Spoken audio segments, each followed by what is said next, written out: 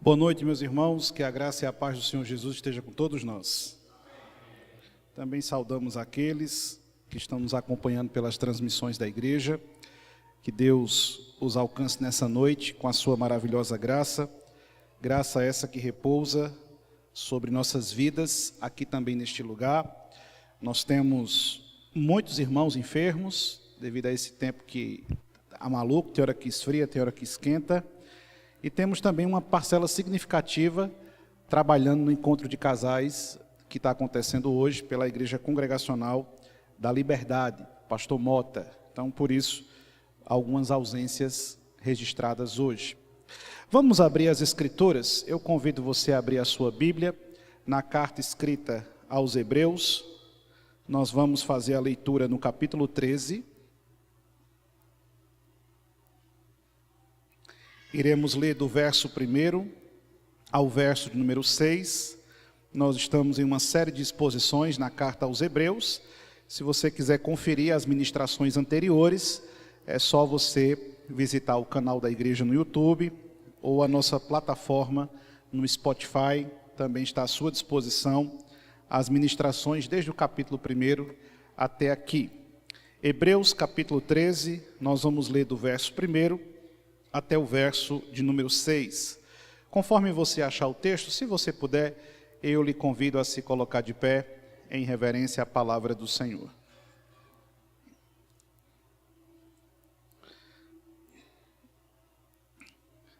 Hebreus capítulo 13, do verso 1 ao verso 6, assim nos diz as Santas Escrituras.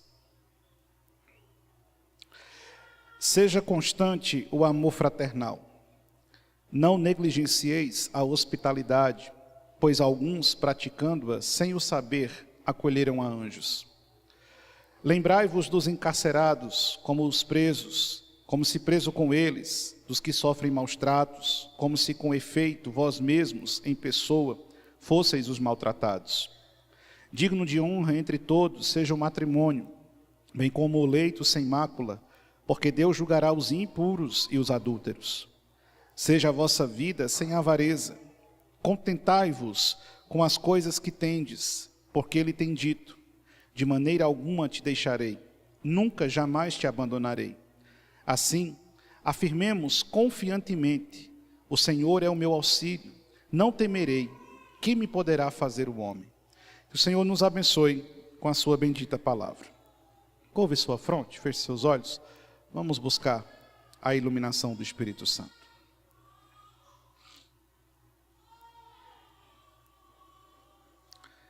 Querido Deus, nossos corações estão alegres e nossas almas estão jubilando de alegria em Tua presença. Nós te agradecemos pelo privilégio de estarmos aqui reunidos, de podermos cercar a Tua presença, de podermos contemplar a Tua face, podermos abrir nossos lábios e louvar ao Senhor com alegria, com entusiasmo de nossas vidas. Nesse momento nós temos a Sua palavra ao alcance dos nossos olhos, e nós cremos que o Senhor fala através da Sua palavra. Nós cremos que ela é pão que alimenta a nossa alma, é água viva que sacia a sede de nosso coração. É bússola certeira que nos aponta a direção a seguir. E é por isso, Santo Espírito de Deus, que nós te suplicamos nesta noite, por sua infinita misericórdia, bondade e graça, fala conosco mais uma vez através da tua santa palavra. Manifesta a tua vontade aos nossos ouvidos.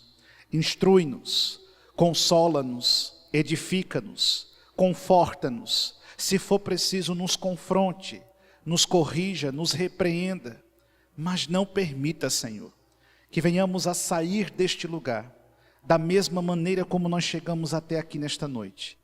E que se aqui entre nós ou a nos acompanhar à distância houver alguém que ainda não conhece a Cristo como o único e suficiente Salvador de sua vida, por sua infinita misericórdia, Senhor, liberta almas nesta noite do domínio da morte. para o louvor e a glória do teu santo nome. É isso que nós te pedimos, com o nosso coração agradecido, em nome de Jesus. Amém. Podeis sentar, meus irmãos?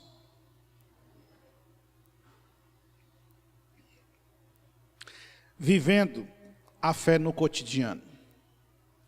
Finalmente chegamos ao último capítulo dessa desafiadora carta escrita aos Hebreus.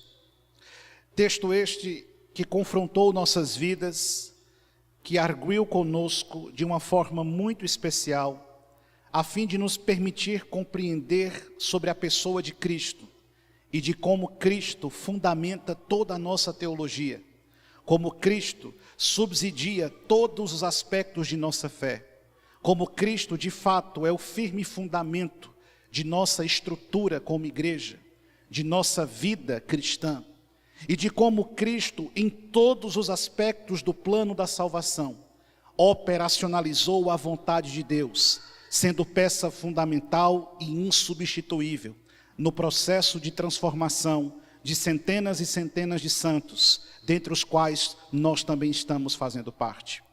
O autor aos Hebreus, desde o primeiro capítulo, mostrou-nos a pessoa de Cristo e a sua superioridade em comparação a todos os outros elementos de fé com os quais a igreja primitiva de Jerusalém estava acostumada. Mostrou-nos Cristo como superior à lei de Moisés. Mostrou-nos Cristo como superior ao próprio Moisés. Mostrou-nos Cristo como um verdadeiro tabernáculo que sobrepõe o antigo tabernáculo. Mostrou-nos Cristo como o autêntico propiciatório que media nossa relação com o Eterno e com o seu sangue cobre nossas transgressões e a nossa iniquidade. Mostrou-nos Cristo como o centro e a razão de nosso culto, sendo superior aos anjos e muito mais excelente do que qualquer um deles. Mostrou-nos Cristo como o firme fundamento de nossa pregação e a razão máxima de nossa fé.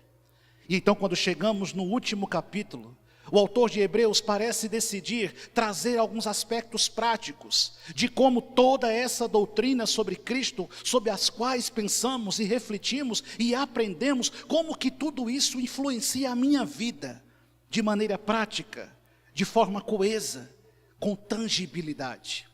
Não adianta nós aprendermos sobre Cristo, conhecermos os elementos e os aspectos doutrinários em torno de Cristo, compreendermos que Cristo é superior a tudo e a todos e ter Cristo como firme fundamento de nossa fé, se Cristo não tiver materializado em nossas vidas uma autêntica mudança e uma genuína transformação.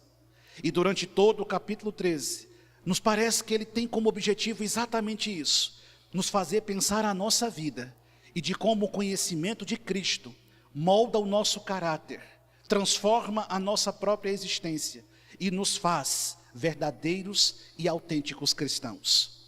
Ele devota boa parte de seu pensamento a discutir a natureza da nossa fé, essa fé que está alicerçada em Cristo.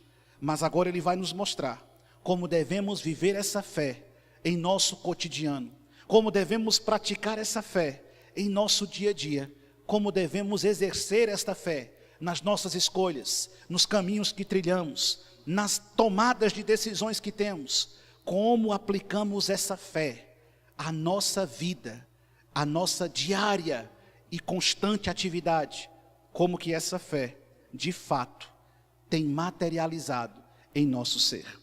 Eu quero que você deixe a sua Bíblia aberta em Hebreus capítulo 13, do verso 1 até o verso 6, e eu quero percorrer esse texto com você nessa noite, a fim de compreendermos como viveremos a fé no nosso cotidiano.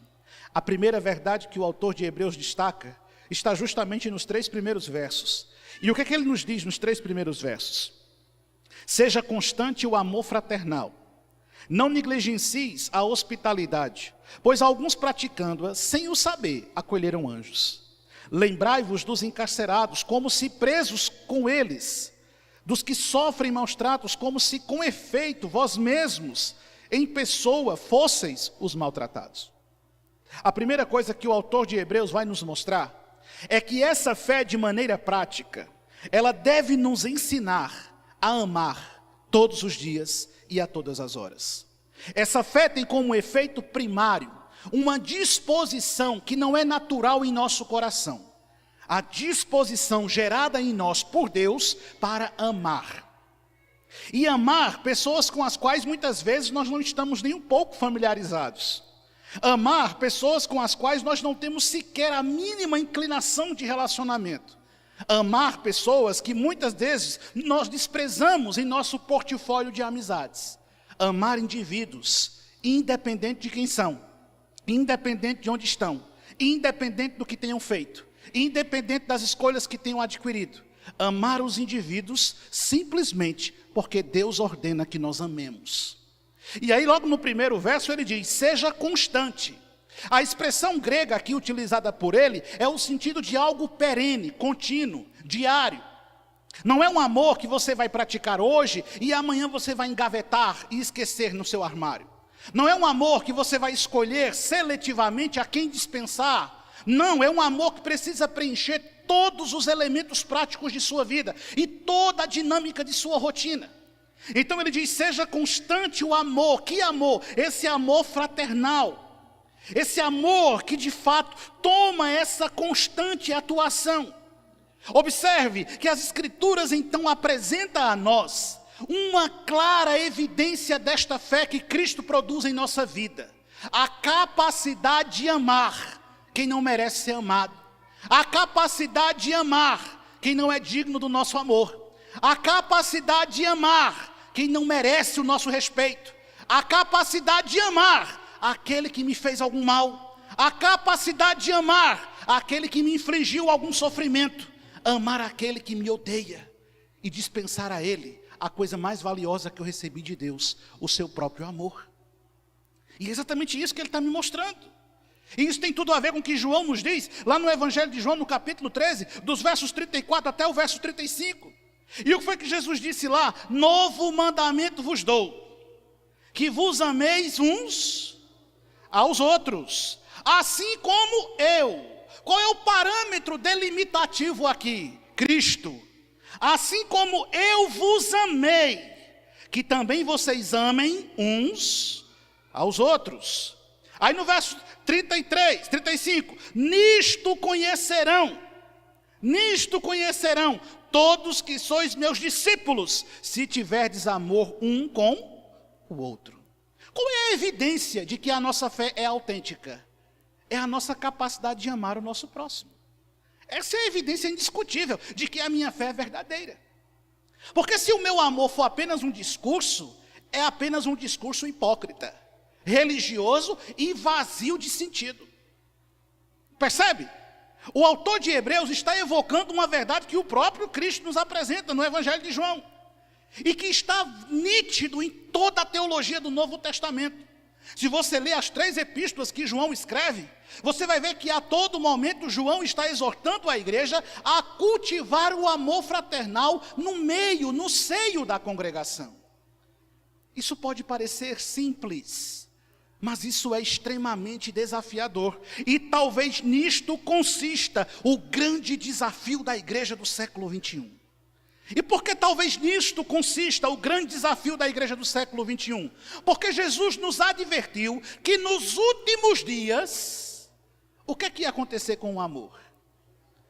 Ele se esfriar, e ao mesmo tempo que o amor sofre um esfriamento, a iniquidade vai acontecer o que com ela? Se multiplica. Então nós vivemos em uma sociedade naturalmente perversa, naturalmente iníqua, e as pessoas estão cada vez mais frias, incapazes de amar. Mas só que eu vivo nesse mesmo mundo. Mas só que eu faço parte dessa mesma realidade. Mas só que eu faço parte dessa mesma terra. E nessa terra dominada por frieza, o Espírito Santo me habilita e me chama a viver amando e semeando o amor de Deus. Amém, igreja? Você percebe o que ele está dizendo aqui? A primeira evidência, indiscutível, seja constante o seu amor fraternal. Nós estamos aqui para amar um ao outro. Nós estamos aqui para cuidar um do outro. Nós estamos aqui para carregar o peso um do outro. Nós estamos aqui para cultivar em nosso meio este verdadeiro elemento que comprova que a nossa fé é autêntica, o amor de Cristo que nos une. E nisto consiste a força da igreja. Quando nós começamos a nos degladiar, Quando nós começamos a disputar um com o outro, quando nós começamos a nutrir em nosso coração ressentimentos e posturas rechaçosas um para com o outro, nós estamos fazendo o trabalho que o diabo quer. Porque qual é o objetivo do diabo? Ele quer matar, ele quer roubar, ele quer destruir e ele quer nos dividir. É exatamente isso.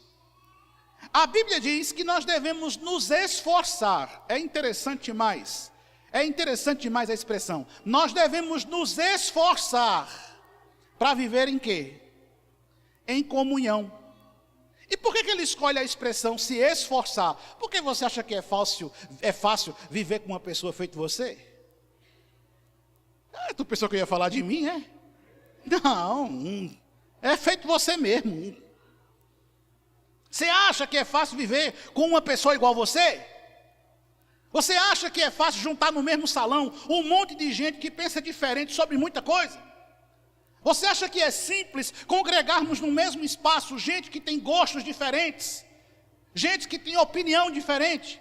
E o negócio fica pior ainda quando é uma igreja congregacional. Alguém já disse, se você tiver 3 congregacionais e tiver um objeto para discussão, você vai ter 6 opiniões diferentes. Porque nós somos extremamente complicados, nós somos extremamente difíceis. Mas então em que consiste o desafio do Senhor para nós? Nós estamos aqui para colocar nossas diferenças num canto e nos amarmos acima de tudo. Porque essa é a identidade de uma autêntica igreja. Qual é o sinal de uma igreja doente? É uma igreja em que as pessoas vivem boicotando umas às outras.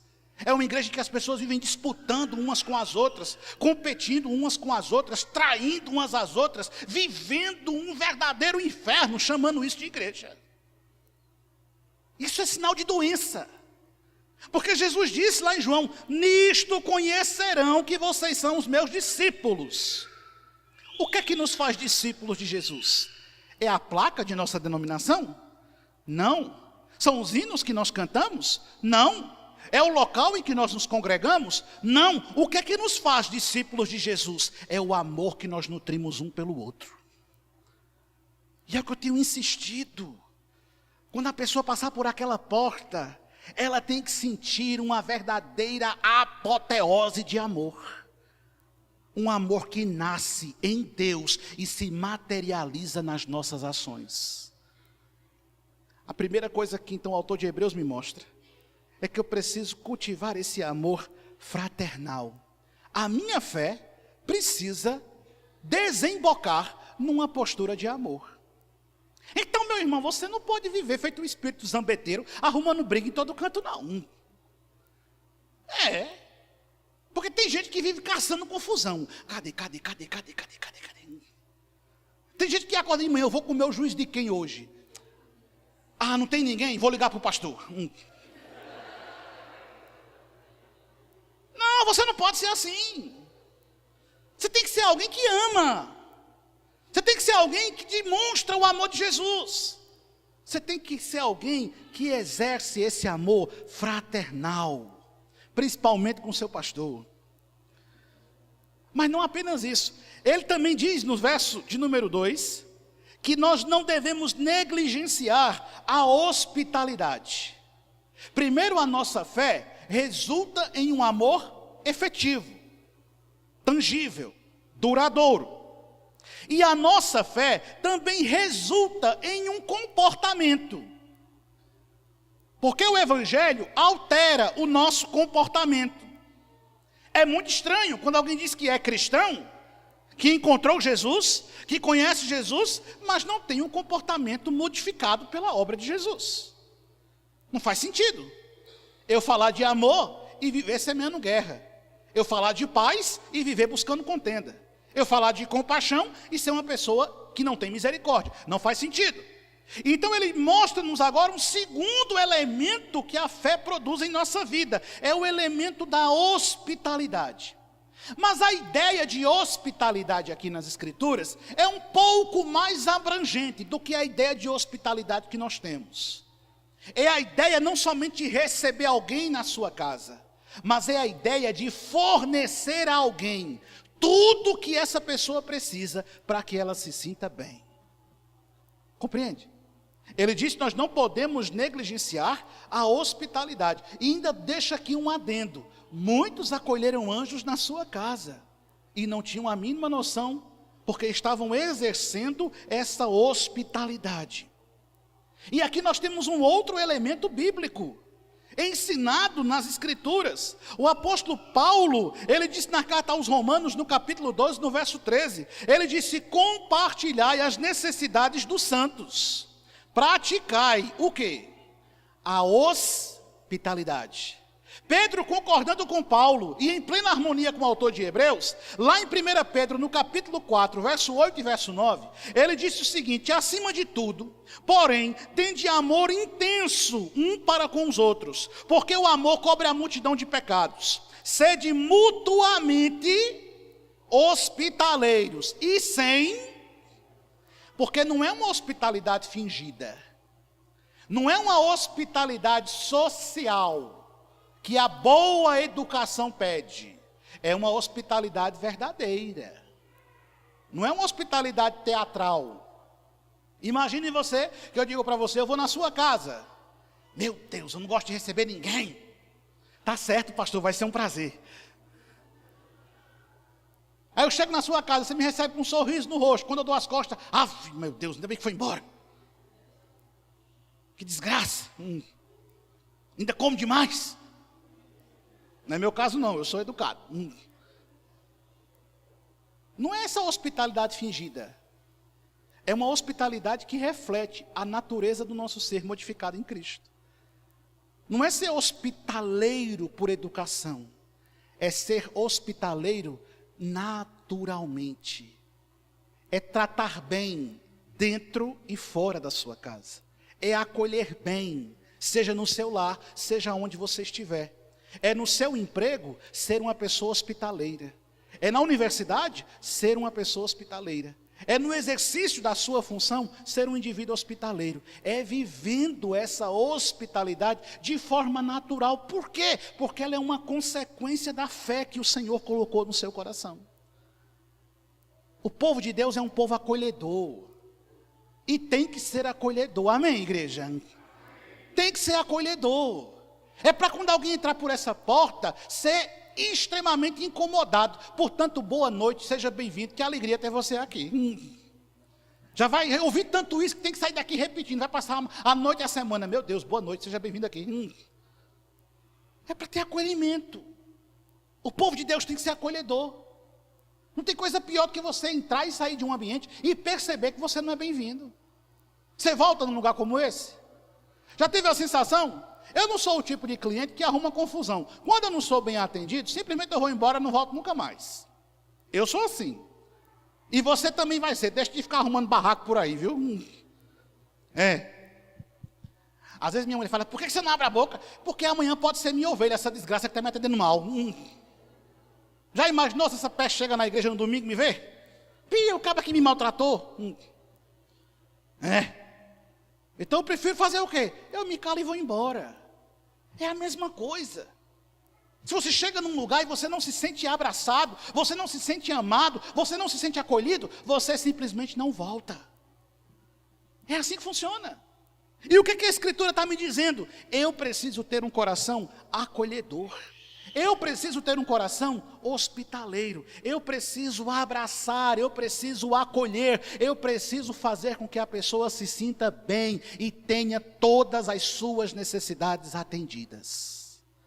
É assim que funciona. Então você não pode ser essa pessoa de cara feia, ranzinza, porque Pedro, acrescentando ao autor de Hebreus, ele diz que a sua hospitalidade ela tem que ser sem murmurar. Porque se é para você receber reclamando, moendo, xingando, passar o dia fazendo zoada, é melhor que você não receba ninguém. Só o cão que lhe visite. Amém? Ainda bem que tem gente prestando atenção na mensagem. Amém não. Você tem que ser acolhedor. Você tem que ser hospitaleiro. Você tem que abraçar. Você tem que acolher. Você tem que amar. Você tem que estender a destra da comunhão. Receber bem as pessoas. Acolher bem as pessoas. Mas não apenas isso. Se é preciso ser hospitaleiro, a nossa fé produz em nós uma postura empática. O que é empatia? É se colocar no lugar do outro. É se ver na situação do outro. Ainda que seja improvável, mas ainda assim sentir um pouco da dor que o outro está sentindo. É isso que ele está dizendo. Olha o que ele diz. Lembrai-vos dos encarcerados, como se preso com eles você tivesse. Dos que sofrem maus tratos, como se você, com efeito, também fosse a pessoa maltratada. Entende? É ter um coração empático. É lembrar-se, a ideia dele aqui é daqueles cristãos que estão presos. É daqueles cristãos que estão encarcerados por causa do amor de Cristo. É se lembrar desses cristãos e sentir a dor que eles estão sentindo. Afinal de contas, nós somos um só corpo. Mas quantas vezes, hoje, quando você sentou na sua mesa, para fazer a sua refeição, aquele almoço maravilhoso que você comeu hoje, com caviar, com salmão, né? Aquele almoço magnífico que você comeu hoje. Quando você sentou na mesa para comer aquele almoço, você lembrou-se que existem irmãos nossos que não tinham ainda colocado um pedaço de pão na boca? Você lembrou-se que existem cristãos que estão presos em países que hostilizam a mensagem do Evangelho?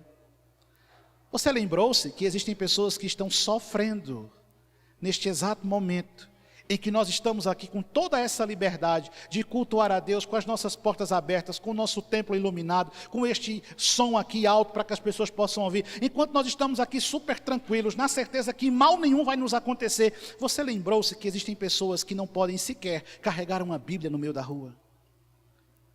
Não, você não lembrou-se disso. A gente não lembra disso.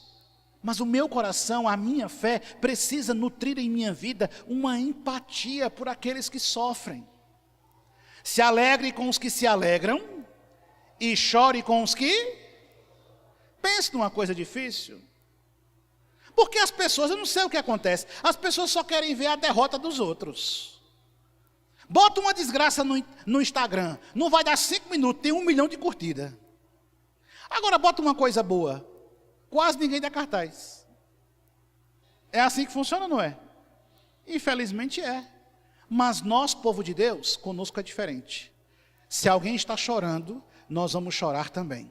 Se alguém está sofrendo, nós vamos sofrer também. Se alguém está precisando, nós vamos ajudar. Se alguém precisa que seja levado a cruz ao lado dele, nós vamos carregar a cruz dele. Se alguém tem que ser colocado nos ombros e ser transportado, nós vamos transportar. E não fica ninguém para trás.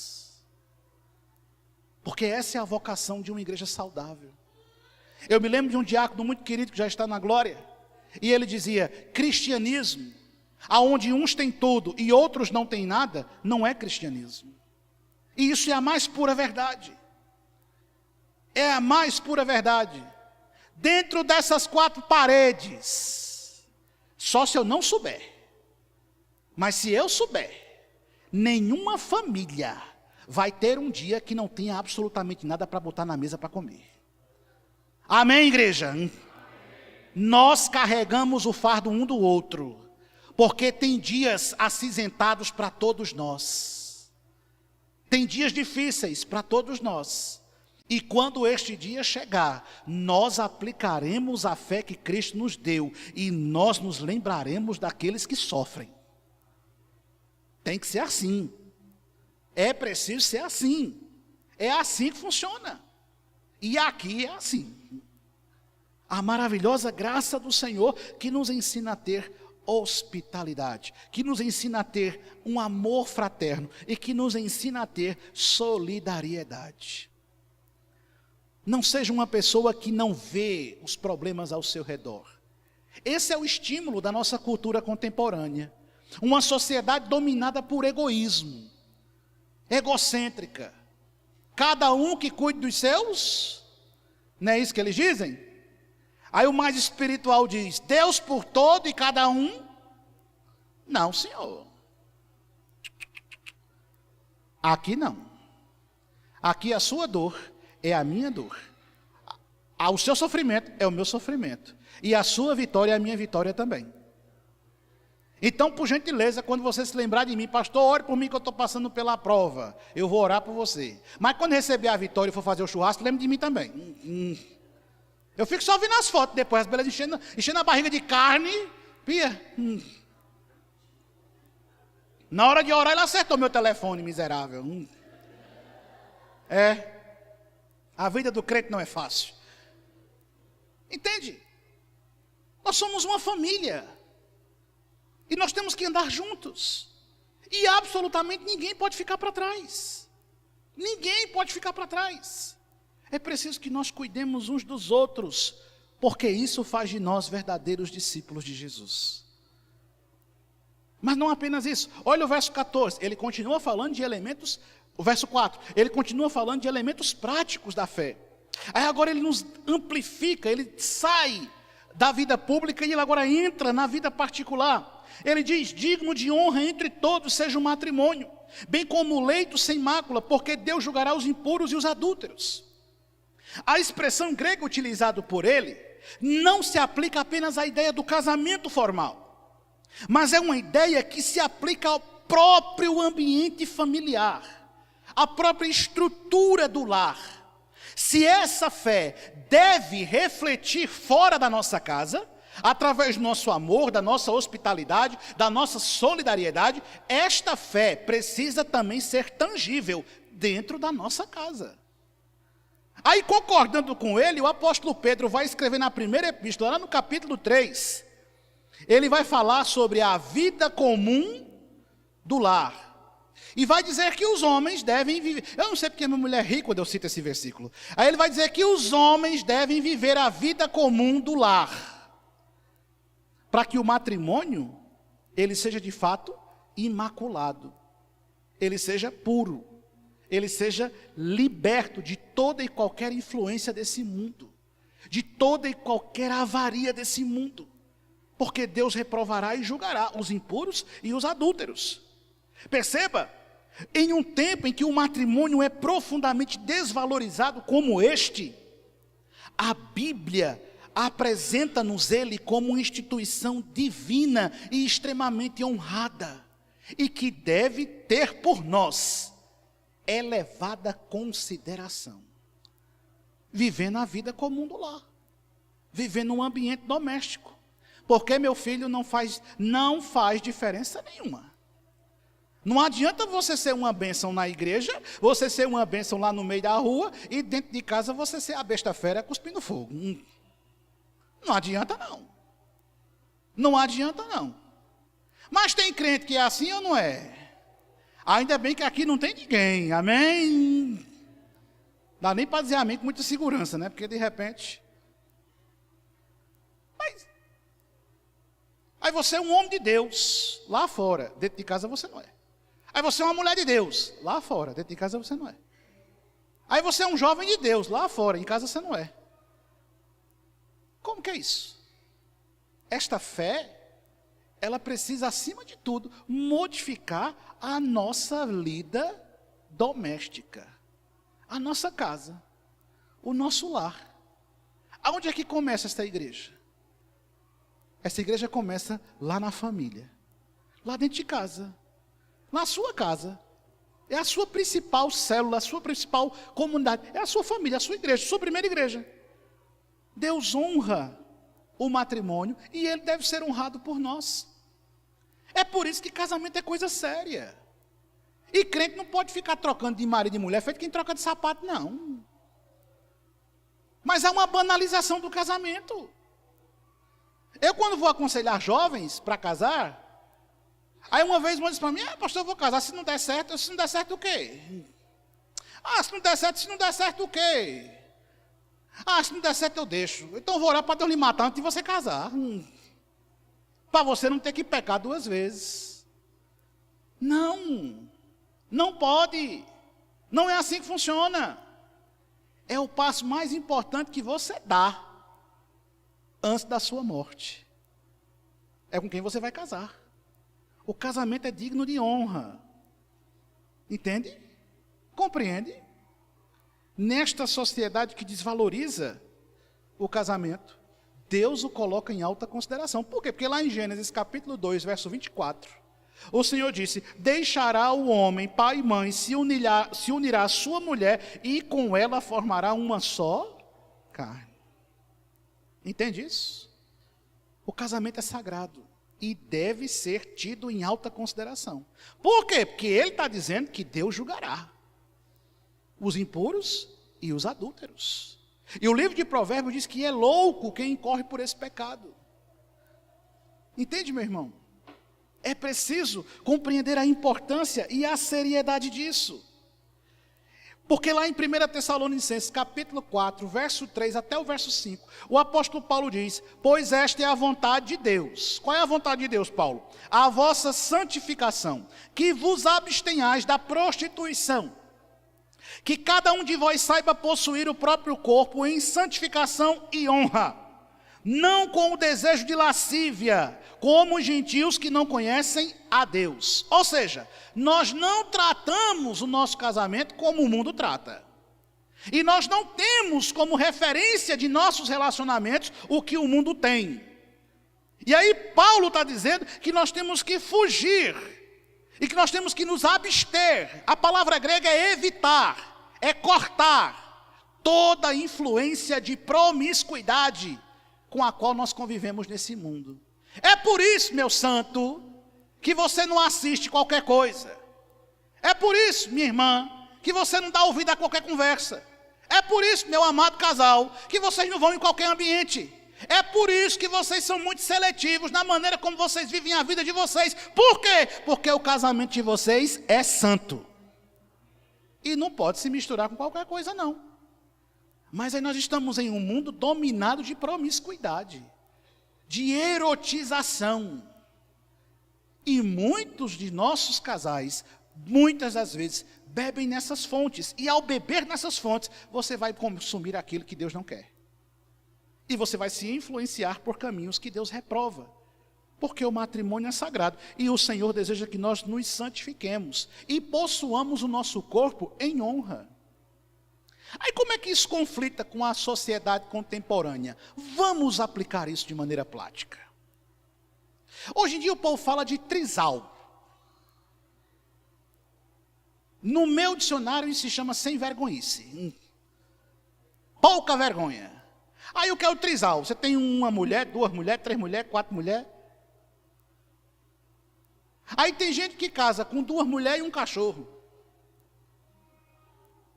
Aí tem outro que vai e casa com uma boneca de plástico. Não me surpreende mais não, o povo está sendo pai de borracha.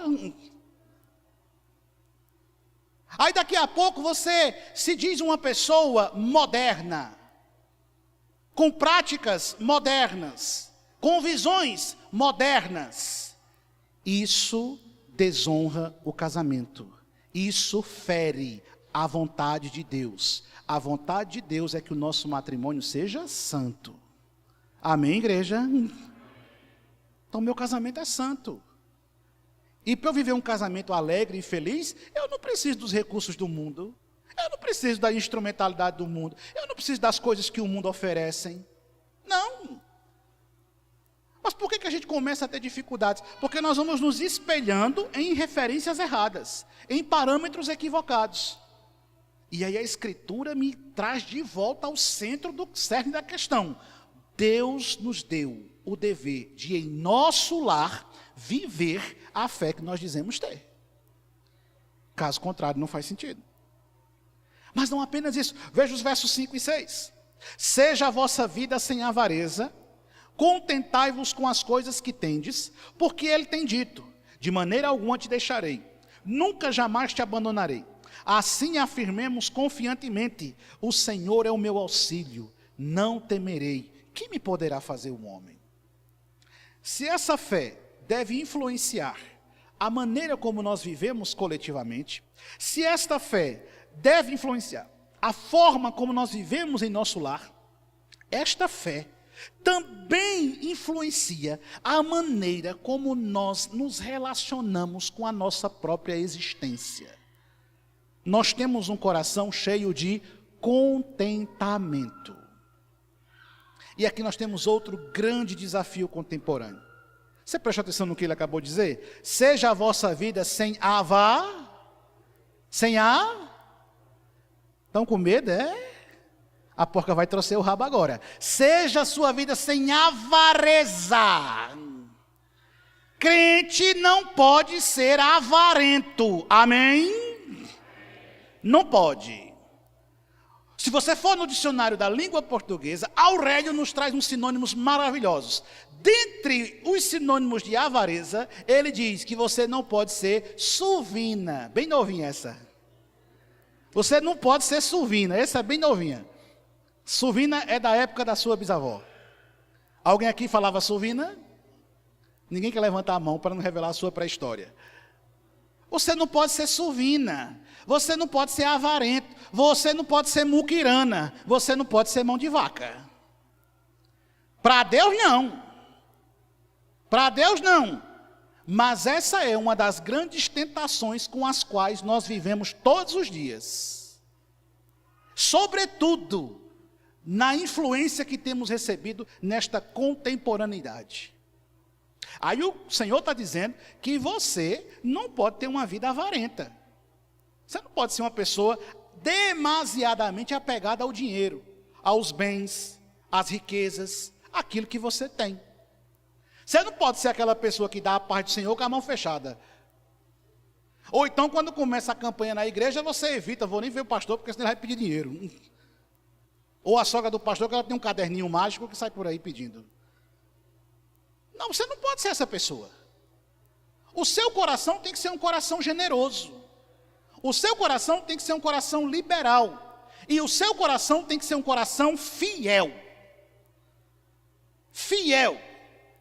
Está escrito nas Escrituras, trazei, é imperativo, é ordenança. Trazei todos o quê? Os dízimos. Aonde? A casa do tesouro. Para ter nela o quê? Mantimento. Para que a obra seja feita. Para que as necessidades sejam atendidas. E aí vamos afunilar mais um negócio. Aí talvez você diga, mas eu conheço igrejas que usurpam, que roubam, que são terríveis, ministérios corrompidos, pastores ladrões. Eu também conheço um bocado. Agora eu falo da minha casa. E nesta casa isso é tratado com muito respeito e seriedade. E todo membro dessa igreja, em cada assembleia, recebe na palma da sua mão um relatório de quanto entra, de quanto sai. O salário desse pastor, quem decide é esta igreja, nunca exige nada de ninguém. E tudo que se faz nesta igreja é com a máxima transparência, porque o dinheiro nem é meu, nem é seu. O dinheiro é de Cristo e ele tem que servir a obra de Cristo. Amém, irmãos? Então não tem motivo para você ser uma pessoa muquirana. Não pode. Não pode. Você não pode ser uma pessoa apegada aos bens materiais, apegada às riquezas. Mas aí você tem contentamento. É por isso que ele diz, contentai-vos com as coisas que você tem. Você não pode ser uma pessoa consumista. Tem gente que é consumista, né? Você não pode ser uma pessoa consumista. Você tem que ser uma pessoa que tem contentamento. E por que você não pode ser uma pessoa consumista? Porque nós vivemos em uma sociedade consumista. E eu tenho certeza que você talvez tenha mais sapato do que pé para calçar. Talvez você tenha mais vestido do que você vai vestir antes de morrer. Né? Talvez você compre coisa que você nem precisa. Por que eu comprei? Não sei, achei bonito, levei para casa. Mas isso vai servir o que para você? Nada. Uma vez eu cheguei numa casa, tinha um troço lá soprando um vapor assim. Eu disse, isso aí serve para quê? Para nada. Eu disse, para que tu comprou isso? Não, porque eu acho bonito, fica soprando aquele vapor, eu fico olhando assim. Vai. Isso pelo menos resfria o ambiente? Não. É só isso aí mesmo. A gente compra coisa que a gente não precisa. A gente gasta com coisa que a gente não necessita. E quando a gente se vê incapacitado de fazer isso, a gente se deprime. Porque nós estamos em uma sociedade consumista. Aí você fica triste, porque você não consegue fazer a viagem que alguém está fazendo. Aí você fica chateado, porque você não consegue comprar a roupa que alguém comprou. Aí você fica perturbado, porque você não tem a casa que alguém conseguiu ter. Aí você fica transtornado, porque você não consegue comprar o que outra pessoa conseguiu. Você não tem um coração contente. Mas Deus está dizendo que o meu coração e a minha fé deve gerar em mim contentamento. Contentamento não é sinônimo de acomodação, de comodismo. Não! Eu tenho que ser contente com o que eu tenho e confiando que Deus pode me dar mais. Agora, se Ele não me der, eu estou contente do mesmo jeito. Eu tenho um coração satisfeito. Em outras palavras, você não pode ser uma pessoa invejosa. Tem coisa pior do que gente invejosa. Vou até bater na madeira. Para não botar olho gordo. Olha o tamanho do meu. Você não pode ser uma pessoa invejosa. Não, querido irmão. Você tem contentamento. Entende? Você compreende? Eu sou feliz com a casa que eu tenho. Se Deus quiser, Ele pode me dar uma casa melhor. Eu sou grato pelo carro no qual eu ando. Se Deus quiser, Ele pode me dar um carro melhor. Eu sou feliz pelo emprego que eu tenho. Se Deus quiser, eu vou conseguir um emprego melhor. Eu sou satisfeito pela família que tenho. Se Deus permitir, minha família será ainda melhor. Eu sou extremamente grato por tudo que eu consegui conquistar até aqui. E se Deus quiser, eu vou conquistar muito mais. Mas eu sou feliz hoje com o que eu tenho. Eu não projeto a minha felicidade para o futuro. Se eu comprar aquela casa, se eu fizer aquela viagem, se eu conseguir aquela promoção, se eu conseguir aquela roupa, se eu conseguir aquilo, então eu serei feliz. Não. Alegrai-vos no Senhor hoje. Outra vez eu vos digo, o meu coração tem que estar satisfeito em Cristo. E eu tenho que ter contentamento. Eu tenho que ter um coração satisfeito, feliz, deleitoso. E esse contentamento, ele é acompanhado de um sentimento de dependência. Olha o que ele está dizendo. De maneira alguma te deixarei. Nunca jamais te abandonarei. Assim nós afirmamos confiantemente. O Senhor é o meu auxílio. Não temerei. Que me poderá fazer o homem? Eu não preciso temer absolutamente nada. Porque eu dependo de Deus. Aí dependendo de Deus, pode ter taxa, pode não ter taxa, é uma agonia com taxa, eu vou já taxar o povo também. Eu não quero saber de taxa, eu dependo de Deus. E o mundo pode cada vez se tornar pior, e a coisa pode apertar cada vez mais. Eu já fui moço, hoje sou velho, e eu nunca vi um justo desamparado ser, nem a sua descendência mendigar o pão. Por quê? Porque eu dependo de Deus. Porque você depende de Deus. E Deus cuida de você. Deus cuida de você. Então o seu coração não confia nos homens. O seu coração não deposita a expectativa nas pessoas. Na sua habilidade. O seu coração descansa em Cristo. Entende, meu amado irmão? Aí Paulo vai dizer... Lá em 1 Timóteo, capítulo 6, o verso 10, porque o amor do dinheiro é a raiz de todos os males. É aí que nasce toda a desgraça e toda a destruição. Vocês devem se lembrar de um senhor cadeirante que ganhou na Mega Sena, isso faz algum tempo. Aí ele ganhou na Mega Sena milhões, ficou podre de rico. Aí no outro dia, depois que foi anunciado que ele ganhou aqueles milhões, apareceu uma galegona dos olhos azul, e ela disse, você é o amor da minha vida. E eu sempre sonhei com você, eu só não tinha coragem de me declarar. E ele acreditou. Aí ele casou com ela.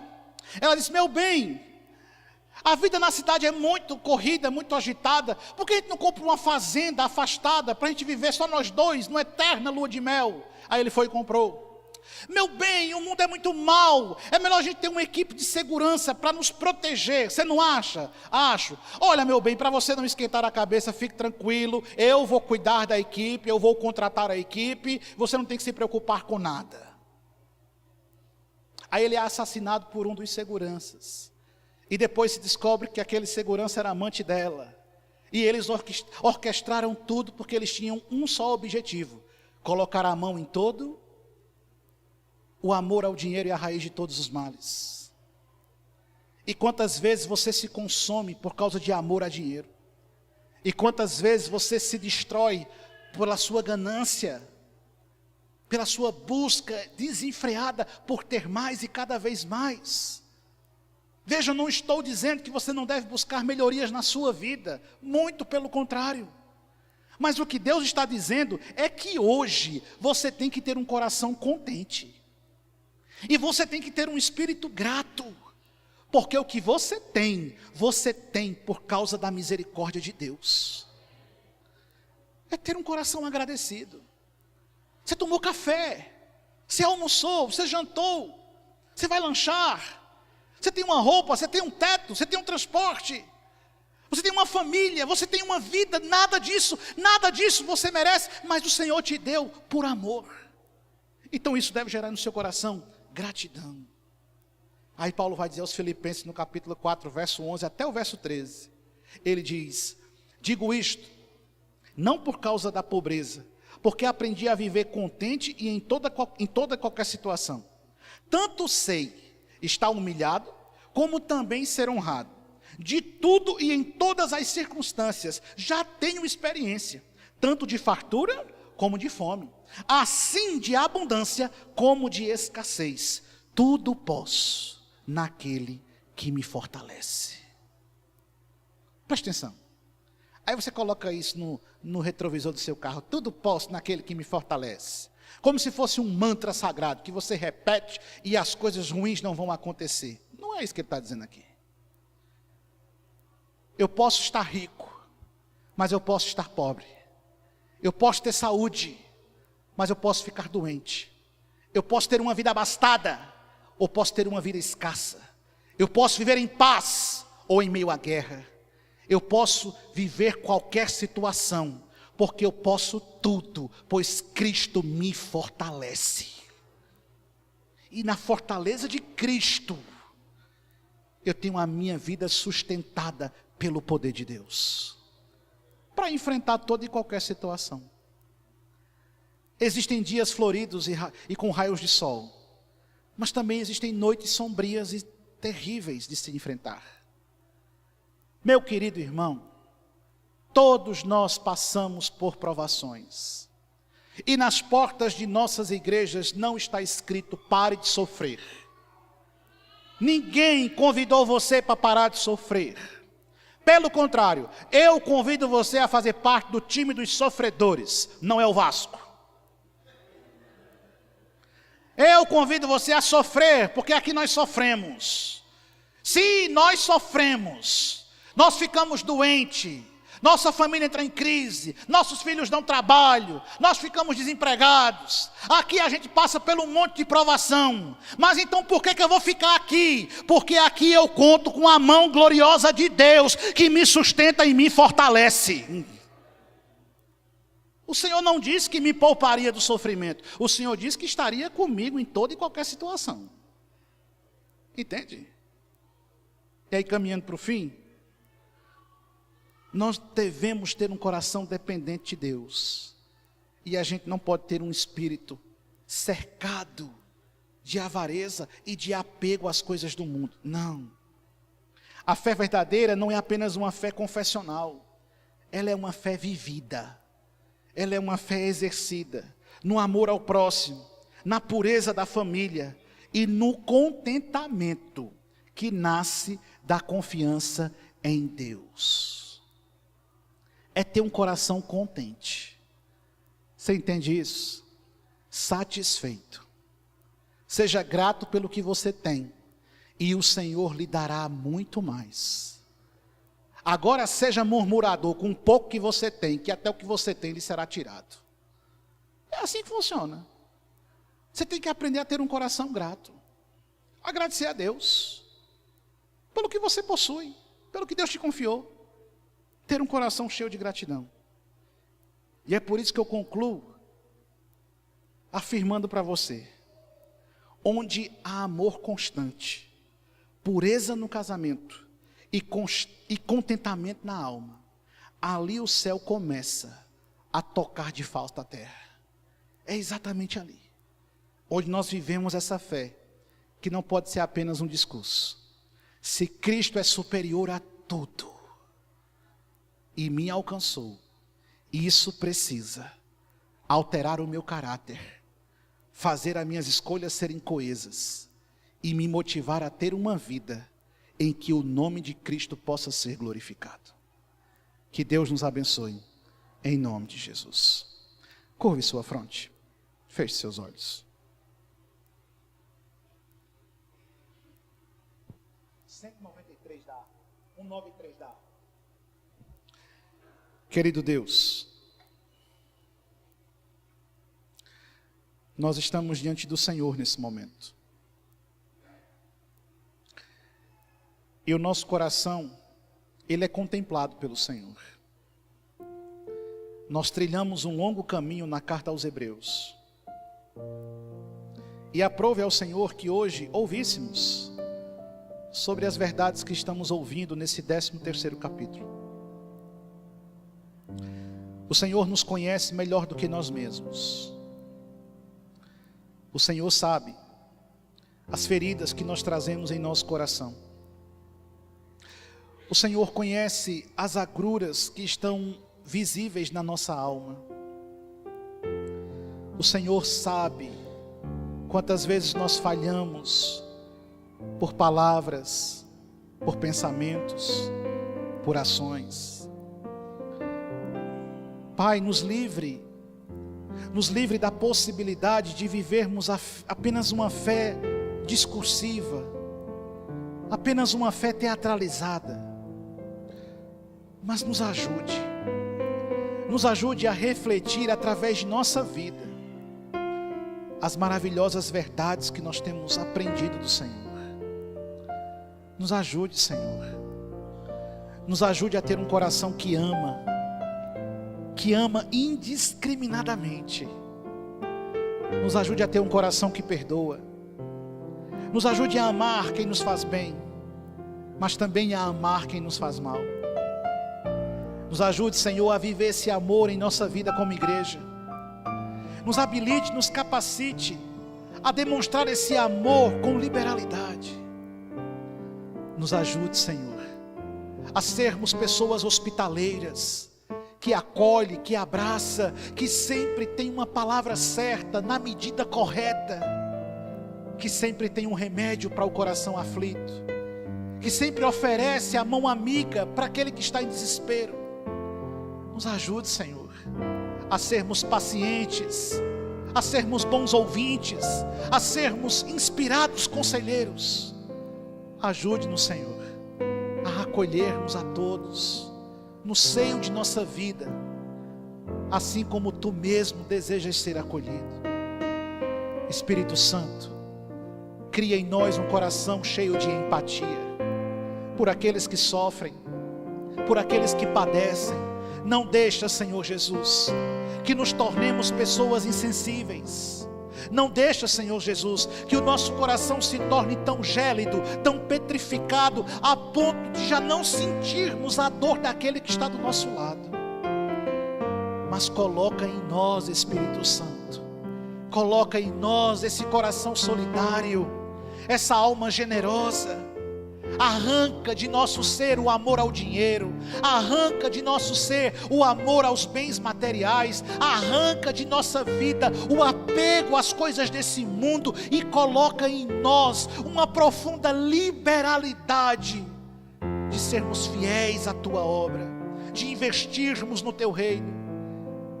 Ó gracioso Espírito, ajuda-nos, visita nosso lar aqui nessa noite, Senhor Jesus. Visita os nossos casamentos aqui nessa noite, Senhor Jesus. Aonde houver ferida, sara agora pelo poder do Teu santo nome.